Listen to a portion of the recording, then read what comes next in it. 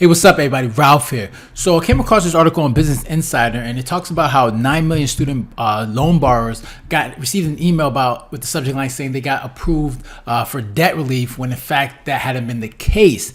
Now, I think I remember I'm reading something that said there was about 26 million people that applied for this debt relief, and the fact that only 9 million people got so-called approved, I'm like, what happened to the other 17 million? So it's hard for me to believe that they did this by mistake. I'm not sure what the purpose was of sending a letter saying you've been approved, especially when the fact that we know that the debt relief has been tied up in the courts, and the courts haven't given the White House approval to actually do this debt relief. They said it was deemed illegal. So the fact that they sent out 9 million emails saying that it's been approved, it kind of doesn't make any sense. But what they said, basically what they're saying is that it was done in error. But regardless, it just shows the competency when it comes to the government in terms of like dealing with this debt issue. For me, it seems like they like to dangle that carrot in front of like a lot of people, a lot of the borrowers, just to let them think that they're going to approve the loan, but when in reality they know it's not going to happen. It's like a tactic they use just to get what they want in terms of like votes or whatever. But it just seems kind of weird that you can see how confusing, how unorganized when it comes to this whole thing. It's like you would think that if you had the power to do this, you would find a way to organize it and do it the right way. But it just clearly there's a lot of confusion. A lot of people have no idea. A lot of people are just waiting for this debt relief. They're getting their hopes up, saying, "Oh, you know what? They're gonna get rid of my debt, $10,000-$20,000," and then they find out that's not gonna happen, or it's on hold, or they continue to just delay it. It's just so much confusion, unorganized. Just an unorganized way to get things done. So let's just read through the article just to see what they're saying. So they said, boom, let's see, it says, okay, so on November 22nd to the 23rd, approximately 9 million borrowers got an email from President Joe Biden's Education Department with the subject line, "Your student loan debt relief application has been approved." But the subject line was incorrect. It was supposed to inform borrowers only that the application had been received, with the subject line, "Update on the student loan debt relief." Right? So instead of saying that, that you've been approved, what they meant to say is that, it's been received. So I don't know what happened to the other 17 million. I'm not sure if it's like the other 17 million that applied got this same, got a letter saying, or got a note saying that it's been received, or who knows? I'm not sure. But it's just that obviously 9 million people they're talking about said they've been approved, when in reality they just application was received. So it just seems like a weird mistake. So it says the error was made by Accenture Federal Service, a contract of the department that sent the email communications. While the content of the email itself was accurate and provided borrowers an update on the debt relief was being held up in the court and loans couldn't be discharged, Accenture, on behalf of the department, plans to send new emails with the corrected subject line to affected borrowers in the coming days.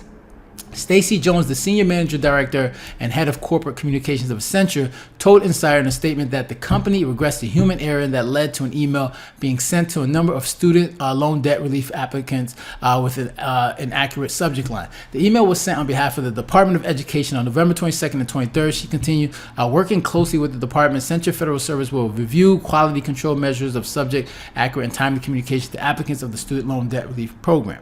An education department representative also told Insider in a statement that communicating clearly and accurately with borrowers is a top priority of the department.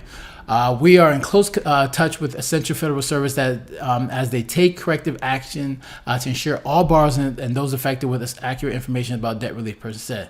The department previously indicated that 26 million student loan borrowers had submitted applications for debt relief. Since October, though, the option to submit an application had been closed because the two legal decisions had been blocked the implementation of the relief. The first ruling came from the Texas judge last month, who said Biden's plan to cancel the debt was illegal, and just days later, the 8th Circuit Court of Appeals decided to temporarily pause it and had placed on the relief in October to remain in place. So it's just like they knew all this, right? They knew it's been blocked. They knew that it wasn't going through, but yet they're still sending emails saying that, you've been approved. And then now they want to say that, oh no, we meant to say that it's been received. Like, isn't that something that once you hit submit that you get, all right, your application's been received, or you get that very quickly? I don't know, but it just seems that, that would be the right the way to communicate, instead of sending some email saying, "Oh, you've been approved," as if getting the hopes of people like, "Oh, I'm gonna get this student loan." In reality, like, no,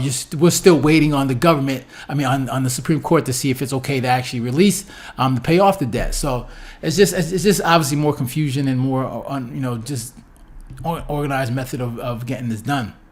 So Biden's Justice Department has asked the Supreme Court to intervene in both cases. The court hasn't indicated how it'll approach the lawsuit. The Texas judge ruled on, but on Thursday it agreed to hear arguments in February for the lawsuit brought to the Eighth Circuit.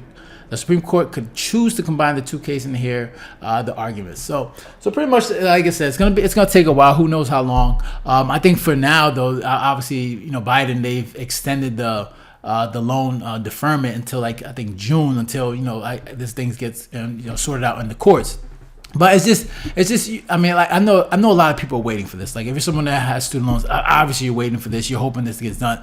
But as you can see, when it comes to relying on the government to solve your financial issues, man, it is something that they're just incapable of doing. They like to dangle that carrot in front of you, letting you know, oh, we're going to pay off your student loan debt, knowing they can't do it unless they have approval from Congress, right? Your president can't do it by himself. You need the House and the Senate to actually approve this, and then it goes to the president where he can sign off on it. But he tried to do this on his own, which was obviously the court saying it's illegal. So I just find it's just crazy that they continue to play with the emotions of obviously those who owe money.